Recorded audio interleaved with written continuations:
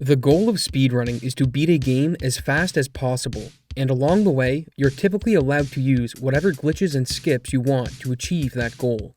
But what happens when a game is expertly programmed and provides an obstinate challenge to glitch hunters looking to break it? This is exactly what happened with the latest installment in the Pokemon series, Legends Arceus, where despite the glitch hunting team's best efforts, the game remains relatively unbroken. Today we'll be looking at the few glitches that have been found, why this game has been such a challenge to break, and end with the glitch that could blow it all wide open. I hope you enjoy today's video. To beat Pokemon Arceus, you need to defeat Omega Dialga or Palkia in a fight that follows the same formula as the other bosses in the game. Once this is completed, the game is considered beaten and the speedrun finished, but unlike in other recent Pokemon releases, this fight isn't accessible at the start of the game. Instead, we have some work to do. Legends Arceus has locked certain areas behind progression milestones, but instead of thirsty guards and gym badges blocking your way, the game puts progression behind your star level. Your star level determines what kind of Pokeballs and items you're able to use, which level of Pokemon will obey you in battle, and perhaps most importantly, which areas on the world map you're able to access. If you're not level 2, it's impossible to travel to the second main area, the Crimson Mirelands, as there is no physical travel between zones. The only way to access it is by leveling up your star level. So what does this mean for the speedrun? The final boss isn't available to fight until your star level is at 5, which means you also need to level a team so you're able to progress. We'll get to why it's hard to break the star system in just a bit, because there have been some glitches discovered that could have a potential effect on the run, and some that offer promise for further developments. So let's have a look. Relatively quickly, it was discovered that you could skip the tutorial on how to catch a Pokemon, which is a sequence that runs for about 7 minutes if you count the cutscenes that come with it. A 7-minute time save is a huge deal for a speedrun, especially when you consider you don't get into the field until about the 26-minute mark. But there was one big problem with this skip. Pulling it off isn't hard. All you need to do is climb this rock and walk around the cutscene trigger with Professor Laventon, which grants you immediate access to Jubilife Village. However, if you then try to talk to Commander Kamado to trigger the next sequence, you'll find that you're unable to interact with him. This is because the game is programmed in such a way that future events expect you to have completed earlier events before they will become available. Unlike the Brilliant Diamond and Shining Pearl remakes, where it's possible to get out of bounds and walk to the end of the game. Check out this video I made if you're interested in seeing that broken down. Since you haven't completed the earlier Pokemon catching tutorial, you never earned credit for finishing it, so Kamado remains locked until the tutorial and its cutscenes are completed and viewed, which then sets the flag for a successful event and grants you access to Kamado's cutscene. This detail is a huge roadblock for any would-be skip, as it makes any potential sequence break a dead end, since the game runs on a linear flag system. But there was one glitch that could help early on, and its name is Hyperspeed. Hyperspeed is self-descriptive. It allows you to run around faster than normal, and the best part is, it's not terribly hard to set up. All you need are two things. Your character needs to be falling, and while falling, you need to take damage. When you recover from the fall and start running, your speed will be drastically increased. If we can't sequence break, the ability to get from point A to point B quicker must be of value to the speedrun. Well, not exactly. To set this up quickly, it's best to aggro a Pokemon with a ranged attack, and since the timing is crucial, it can be difficult to get right when you're in a hurry. The other issue is that the early game objectives are very close together, so it's more efficient to just do the tasks without taking the time to set up a hyperspeed. But even if this was a boon to the run, it becomes obsolete when you unlock Weirdier, as mounted movement is much faster than hyperspeed. That's 2 dead ends in a short period of time. But fortunately, there are other glitches in a speedrunner's toolkit, and if speed boosts and sequence breaking won't work, there are always out-of-bounds glitches. Getting out of bounds in Arceus turns out to be a very involved glitch with a lot going on to make it possible. We'll get to how it's done in just a second, but for now, I want us to look at what happens when you do get outside of the map. The first problem you have to face is stopping yourself from falling, as once you get out of bounds, your character will begin to fall into the void. And located just below the lowest point of the map is a void-out volume that ports you back in bounds when you come into contact with it. Luckily for speedrunners, there are flying Pokemon that unlock after you reach star level 5, and if you manage to get out of bounds, you can summon one to ride on and fly around with some freedom outside of the map. Note that I said some freedom, because there are invisible walls that impede your progress if you try to go past them, and they seem to be infinite in height. So once you encounter one, that's it. You can't go any further. However, there are sections outside of the map where you can stand on solid ground, and the glitch hunters thought that maybe some save manipulation could happen here. But this too proved to be ineffective, as you just load back in at the same spot.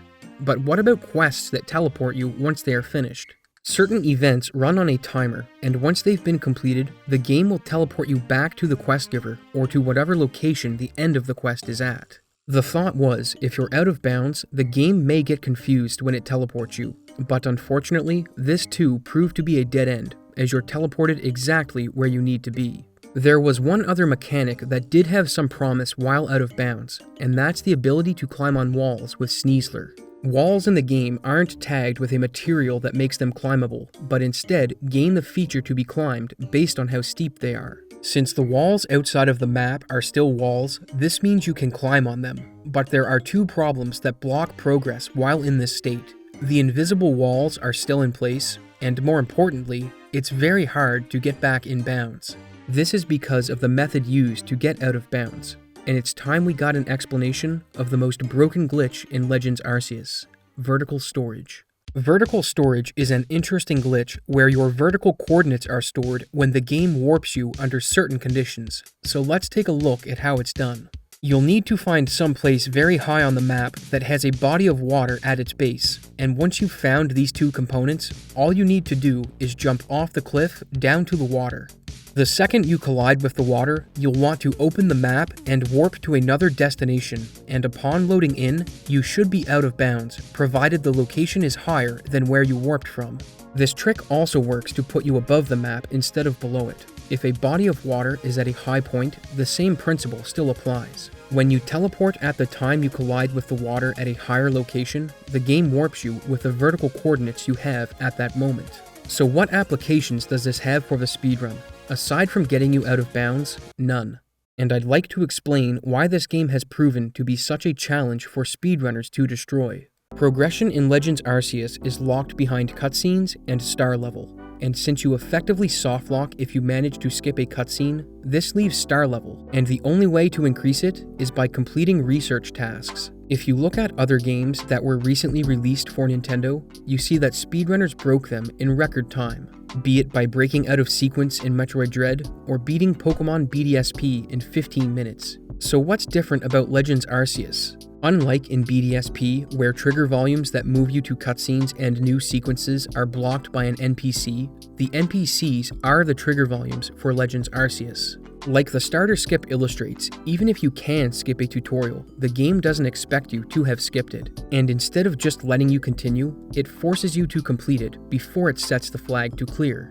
But that's not the only system working to stop players from zooming through the game. The star level mechanic provides a huge challenge in that regard. With new areas being locked behind increasing your star level, players are forced to grind it higher if they want to progress. And the method of increasing it impedes this process even further. To level up your stars, you need to perform research tasks, and this involves repetitive quests like catching 6 of a particular Pokemon, catching some at a particular time of day, and defeating wild Pokemon with specific types of moves. So what does this mean for the future of the speedrun? While it may be possible to break the tutorial and event system, as of right now, it looks to be immune to exploits and glitches. So for the time being, we're stuck watching cutscenes and completing tutorials. This leaves the star system, and for the reasons that were just outlined, it's very hard to break since it relies on research quests, which pins a lot of the hope of exploiting it on finding a way to trick the game into thinking you've completed research tasks without having to do them.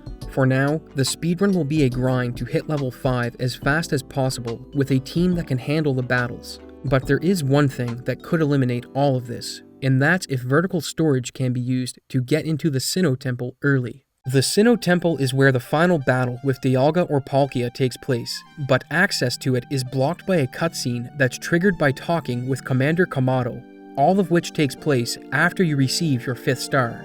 But all hope isn't lost. There may be a way to access it early using vertical storage to get out of bounds and then climbing up to it with Sneasler, but this method isn't without its own roadblocks, and you can probably guess what form they take. The final battle isn't triggered by walking into a volume, it's something you're ported to after a cutscene with, you guessed it, Commander Kamado. It's currently unknown if that cutscene even works if you enter the temple early, because there's one more roadblock: this guard.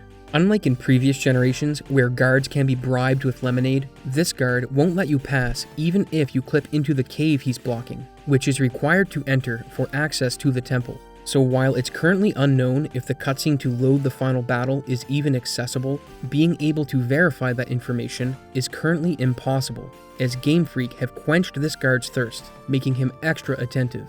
I wish I could say that this game is a broken pile of code, but unfortunately, it was made with a conviction against sequence breaking.